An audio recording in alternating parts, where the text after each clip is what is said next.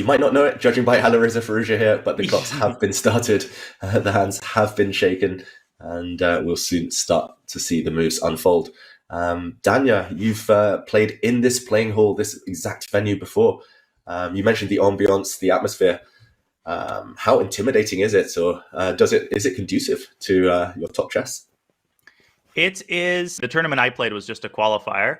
So it wasn't, the real thing. It was like Tata Steel Light or Tata Steel Very Light. But you can really still breathe in the fumes of all the great players who've been in this exact place over the course of many, many decades. I said this before, tournaments with a long tradition tend to produce more interesting games because the players really want to uphold that tradition. So it's just an honor to be commentating such a prestigious event with such a big name. And to be commentating with such a big name in David Hell. Likewise, Daniel. Thank you. And in the meantime, talking of big names, we have two big players in front of us, Alireza Firouzja and Liren. And okay, a Queen's Gambit declined. Any predictions on this move Black has here? 6, 7, 8 viable options. 9, a6, h6, bishop b4, bishop e7, c5, c6, knight bd7. You're not even exaggerating. And every time they seem to exhaust the list, a new move suddenly appears on the scene. Like knight e4, maybe is next. Actually, knight e4 used to be popular in the 1920s. It's called the Dory system. Wow. I think it's not such a dumb move. But Liren taking a little bit of a pause because bishop e7 is the traditional Queen's Gambit decline. Bishop b4 is a Rogozin, and those are two completely different openings. Yeah, finding Dory. I never heard of this knight e4 variation, I must admit, so thank you. I'm taking notes, learning something every day. I'm glad I opened the Dory to you on this knowledge. Okay, I stop now, okay. I promise. And okay, prediction time just before he makes his move, which he surely will do soon. Bishop e7 or? Bishop e7 is my prediction. Okay. I'll say, just to be different, knight bd7. But both players looking away from the board. Something's caught their attention. The vacuum cleaner maybe didn't do such a good job. Alireza, like, I could do better than that. And c5, okay, semi-Tarrasch. Okay.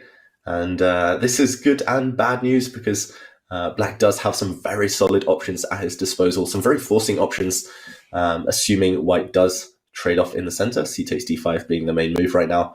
But of course, Alireza doesn't have to break the tension. He can maybe keep the center, kind of keep the standoff with pawn to e3. Big moment. I'm a bit surprised, I must say, Alireza. I thought he'd go e4, super direct, want to attack, want to win, kind of straight from the opening. Just judging on the back of his defeat yesterday, he's that type of player. It's kind of it's a seesaw when you watch his games. It's an emotional roller coaster. But okay, solid.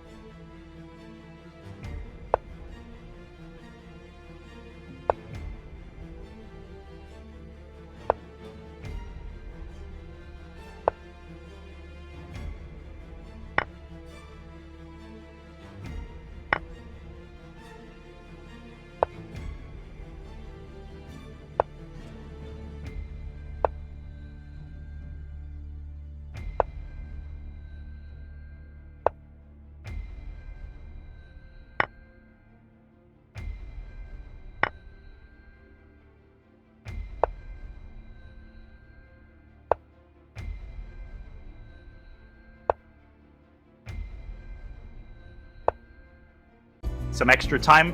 He's gotten it. He's simplified the position. He is still up a minor piece, and he has one corner pawn left.